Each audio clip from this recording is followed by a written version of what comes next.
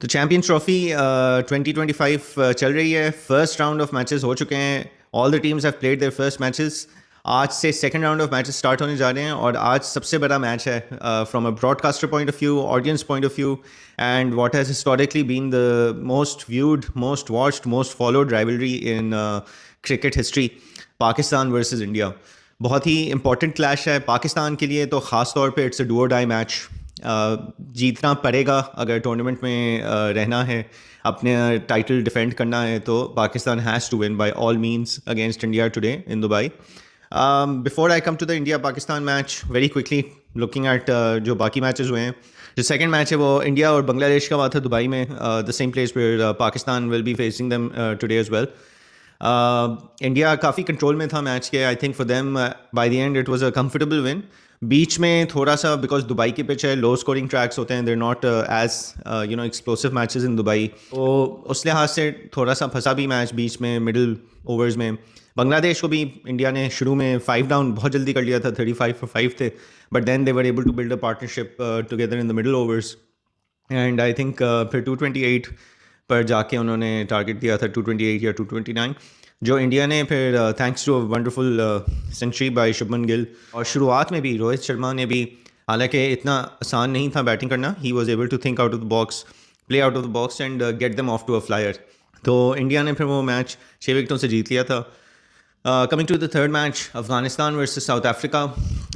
So even though Afghanistan की team मेरे ख्याल से तो अच्छी टीम है, they have a very good bunch of talent together, जो पिछले 1 साल 1.5 साल से ये टीम खेल रही है। They have really good bowlers, batting में ही अच्छी है उनकी, और काफ़ी improve हुए हैं as a team. But one aspect of the game which still lacks is, specially जब बड़े मैचेस होते हैं, बड़ी टीमों के खिलाफ होते हैं, if Afghanistan need to chase and the other team is playing well and they need to chase, Afghanistan doesn't do well in chasing, especially अगर टॉप ऑर्डर से उनको जो है वो रन्स का फ्लो ना मिले। ये एक चीज़ मैंने नोट की है उनके बारे में। गुरबाज अच्छा खेलेंगे या फिर दूसरे ओपनर जो हैं जरदान, वो अच्छा खेलेंगे, तो अफगानिस्तान को एक अच्छा बेस मिल जाता है जिसके ऊपर वो लोग बिल्ड ऑन कर लेते हैं। बट अगर इन दोनों से अच्छी इनिंग्स नहीं होती है, तो फिर चाहे वो टोटल सेट करना हो या चेस करना हो, तो Afghanistan tend to not do as well. लेकिन मोर सो इन चेसिंग मैंने देखा है कि जब बड़े टीमों के ख़िलाफ़ अगर चेस करना हो और हाई टोटल्स हों, तो Afghanistan falters in chasing a lot more. तो टॉस जीत के साउथ अफ्रीका ने अपनी अच्छा फैसला तो किया था पहले बैटिंग करने का, but then they built on that by actually batting well, अच्छा टारगेट भी सेट कर दिया था। And Afghanistan spinners weren't able to find any turn off the pitch, तो वो थोड़ा सा एक बैकफायर भी कर गया उनके लिए कि दे weren't able to get anything out of the pitch as much as they wanted to or they could have. Then South Africa's bowling did well. They were able to apply the pressure. Run scoring भी मुश्किल की उनके लिए, pressure बरकरार रखा, and eventually they won the match. Coming to the Australia-England match, I think the best match of the tournament so far. Very मतलब आखिर में तो ऑस्ट्रेलिया ही कंफर्टेबली जीत गया था, बट बाकी मैचेस के कंपैरिजन में ये मैच सबसे ज़्यादा आई वुड से कंपेटिटिव रहा, इन द सेंस के England were still in it till quite late in the match.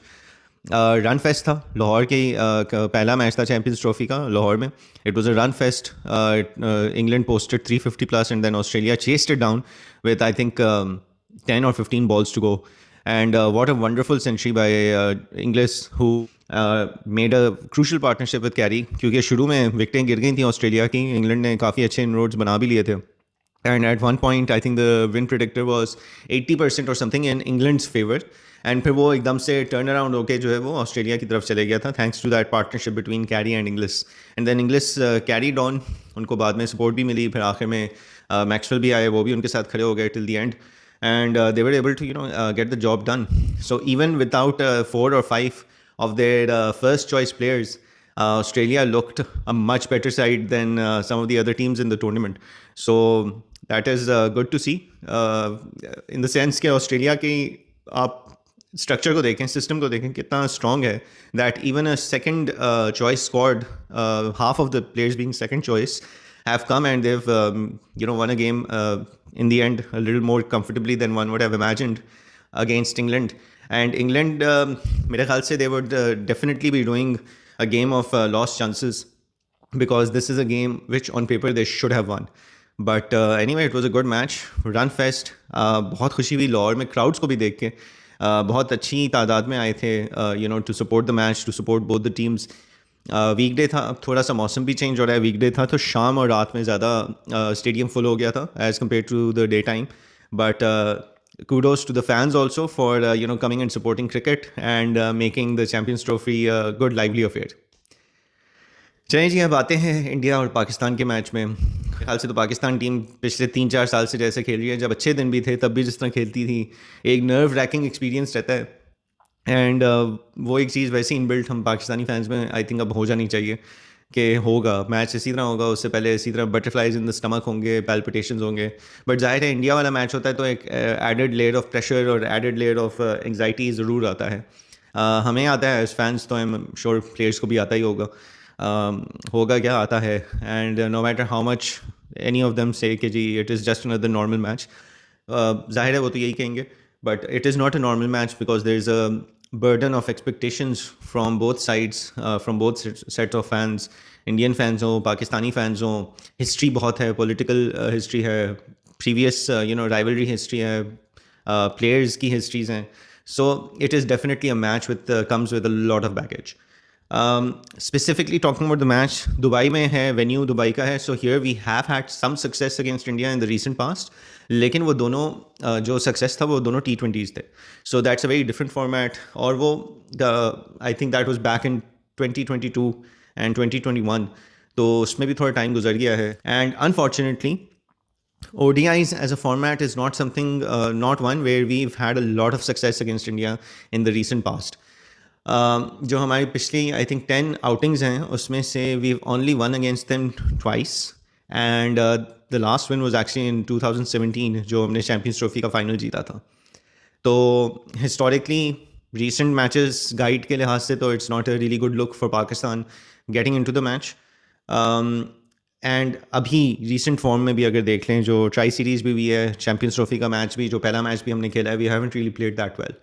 India, on the other hand, are coming off the back of a very good series against England where they dominated. Then जो पहला match है उनका वो भी जीत गए वो लोग, तो they are coming into the match much more confident as compared to Pakistan, and rightly so. But हाँ, as a pitch, अगर पाकिस्तान अच्छे माइंडसेट, पॉजिटिव माइंडसेट के साथ खेले, कॉन्फिडेंस के साथ खेले, तो I think Dubai is a pitch which will keep them in the game even against a side like India, specially considering कि इंडिया के साथ अभी बुमराह नहीं है. Shami, although he did well against Bangladesh, is himself also has come back from a bit of an injury period. And then the rest of the bowlers are there. But Bumrah का जो एक threat होता है, किसी भी team के लिए होता है, वो ना होना एक एडवांटेज भी हो सकता है, एक अपॉर्चुनिटी हो सकती है for the other side. And फिर दुबई के कंडीशंस ऐसे हैं कि there not, it's not a stadium where you will have a run fest कि जी 300+, 320+ के स्कोर्स जो हैं बहुत रेगुलरली बनते हों. In the 50+ internationals played over here, 300 has only been crossed 4 times in Dubai. तो और एवरेज स्कोर जो है यहाँ पे 220, 230 का है. तो उस लिहाज से I think these are conditions in which अगर पाकिस्तान अच्छा खेले तो they can compete, they can do well, and you never know, they can pull off a victory. But realistically speaking जो चांसेस हैं, जिस तरह की फॉर्म चल रही है, तो अभी तो all signs point towards Indian victory unfortunately. लेकिन cricket is a funny game, anything can happen, and Pakistan has always been a funny team, unpredictable. जब आप उनको बिल्कुल राइट ऑफ कर देते हैं तो एकदम से वो उठ भी जाते हैं. काफ़ी दफ़ा नहीं भी उठते, तो ऐसा मैं नहीं कह रहा कि आज कोई फेरी टेल एकदम से होने वाला है, बट मैं जस्ट सेइंग कि historically that chance always remains. But regardless of that chance, Pakistan, if they need to have any hope whatsoever, need to play positive. अकल से खेलना है, अकल से काम लेना है, टीम मैनेजमेंट को, कैप्टन को, सीनियर प्लेयर्स को, and everyone has to take responsibility. किसी एक, दो या तीन प्लेयर्स की रिस्पॉन्सिबिलिटी नहीं है, पूरी टीम की रिस्पॉन्सिबिलिटी है, चाहे वो फील्डिंग में हो, बैटिंग में हो या बॉलिंग में हो. सब ने अपना किरदार अदा करना है. रिजवान कैप्टन है, but he can not do things for everyone else. अगर वो शाहीन बॉल करा रहे हैं तो Shaheen has to use his guile and his experience and skill to bowl well. अगर बाबर बैटिंग कर रहे हैं तो उन्होंने अपनी एक्सपीरियंस को यूज़ करते हुए he has to deliver and give a good innings, give a steady innings. Imam हैं, अगर वो कम बैक कर भी रहे हैं तो even then he is a senior player, so he has to perform well. Pressure होगा, no doubt, not a really great game to be coming back into the side to replace Fakhar Zaman in. लेकिन जो है सो है, the stakes are high, और इसी तरह की games में, प्रेशर गेम्स में प्लेयर्स जो हैं वो अपने they etch themselves in legend.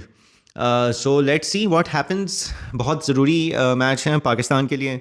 I think from what I have seen और heard, we are more less going down with the same side. सिर्फ फ़खर जमान की जगह इमामुल हक आ जाएंगे, बाकी टीम वही है. I mean not much to tinker in this team to begin with. Squad में अगर एक और स्पेशलिस्ट स्पिनर होता तो मैं ज़रूर कहता कि उसमें हम देख लें कुछ, but since that is not the case, that's the team.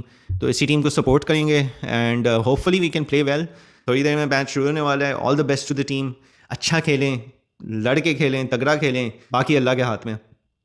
And fans के लिए हौसले से काम लें, हिम्मत से काम लें. And at the end of the day it is just a sport. So let's keep it a sport. Let's not let it get to you any further than that. Harder said, easier said than done, but it is what it is. All the best to Team Pakistan, and good luck.